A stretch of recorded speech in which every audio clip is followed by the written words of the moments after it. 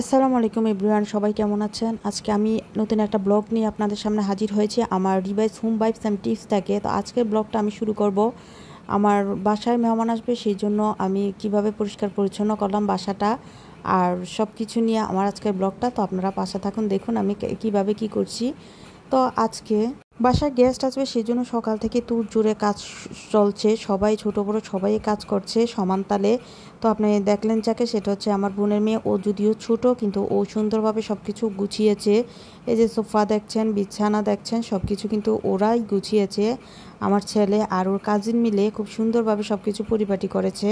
চাদর, নতুন চাদর বিছিয়েছে সব রুমে। তো অনেক দিন পর উনি যেহেতু আসছে, তো সব কিছুই একটু আয়োজনটা একটু অন্যরকম ছিল। এই যে আমার ভাইয়া, উনিও হেল্প করেছে, সবাই মোটামুটি হেল্প করেছে। আমরা সবাই আজকে অনেক বেশি এক্সাইটেড, কারণ অনেক দিন পরে আমাদের বাসায় একজন স্পেশাল গেস্ট আসবে, সেজন্য আমরা একটু এক্সাইটেড ছিলাম। তো এখানে সব কাজ মোটামুটি শেষ। তখন বাজে সকাল 10টা। সকাল 10টার মধ্যে মোটামুটি রান্না বান্না গোছানো সব কাজে শেষ হয়ে গিয়েছে। কেননা অর্ধেক রান্না বান্না সব কিছু রাতেই গুছিয়ে রেখেছিল, আর সকালের জন্য কিছু রেখেছে।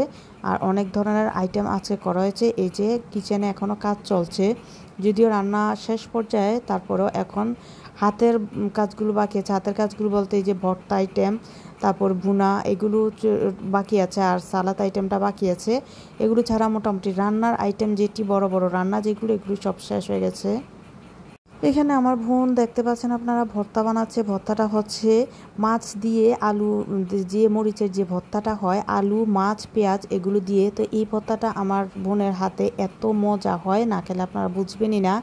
তো এখানে কাবাব ভাজা হচ্ছে, কাবাব কাবাব ফ্রাই হয়ে গিয়েছে, আর চুলাতে আছে মাছ ফ্রাই। মাছটা ফ্রাই করা হচ্ছে, দেখেন কি সুন্দর কালার আসছে। মাছটারও অনেক সুন্দর কালার আসছে। মাছটাও আপনার চালের গুঁড়ি দিয়ে করা হচ্ছে। আর এখানে হচ্ছে চিকেন ফ্রাই। চিকেন ফ্রাইগুলো বিস্কিটের গুঁড়া দিয়ে, ব্রেড ক্রাম্বস দিয়ে করেছে। তো এগুলো অনেক মজা হচ্ছে। কতগুলো আইটেম করেছে ও দেখেন। এখানে হচ্ছে নবাবি সেমাই, অনেক মজার মজার আইটেম ছিল।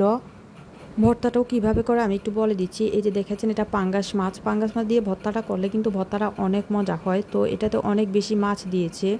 আর এগুলো হচ্ছে পলার চাল ধুয়ে রেখে দিয়েছে। আর বেরেস্তা দেখুন, অনেক সুন্দর কিন্তু কালার আসছে বেরেস্তাগুলোর।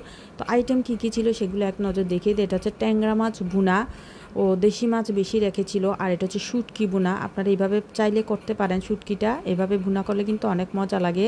শুটকিটা একটু বেটে তারপর পেঁয়াজ দিয়ে, বেশি পেঁয়াজ দিয়ে ভুনা করেছে। আর এখানে আছে কাচকি মাছ, যেটা আমার ভাইয়ের অনেক পছন্দ।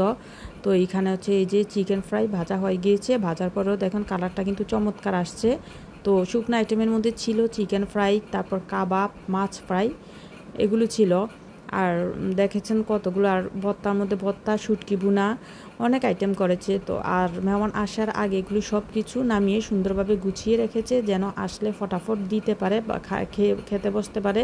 সব কিছু ওইভাবে আসলে গুছিয়ে রাখা হয়েছে। সালাডটা তো সুন্দর করে কেটেছে। সালাডটা আমার আপা, মানে কাজের আপা কেটেছে। তো উনি সুন্দর সালাড কাটতে পারে, ওনার কাটা কুচিগুলো অনেক সুন্দর হয়। এখানে পানির গ্লাসগুলো ধুয়ে রাখা হয়েছে। আমি একটু পানির পিপাসা লাগছে, আমি ভাবছি একটু পানি খাই একটু ঢেলে। সেটা দেখানোর একমাত্র কারণ হচ্ছে, আসলে আমরা অনেক সময় ভুলে যাই পানি গ্লাসগুলো ধোয়ার জন্য। তো আপনারা মেহমান টেহমান আসার আগে পানির গ্লাসগুলো একটু সুন্দরভাবে ধুয়ে নেবেন। এটা হচ্ছে সামিলের জন্য, আমার ভাইয়ের ছেলের জন্য যে বার্থডে কেকের কথা বলেছে, সেই বার্থডে কেক ইতিমধ্যে দেখেন মেহমান চলে আসছে। তো বা ওরা সবাই একত্রে, কাজিনগুলো সবাই খেলতে বসে গেল। ক্যারাম ছিল, ক্যারাম খেলতে বসেছে। তো মাশাআল্লাহ সব কিছুই সুন্দরভাবে হয়েছে। সারাটা দিন ওরা অনেক মজা করেছে। তো মজা করেছে, এই আমার সারাদিনের আজকের কর্মকাণ্ড ছিল। যদিও আমার বোনে সব কিছু করেছে, তো আমি আমার বোনের সাথে হেল্প করেছি, আর এগুলো ভিডিও করেছি, শেয়ার করেছি আপনাদের সাথে। মেহমান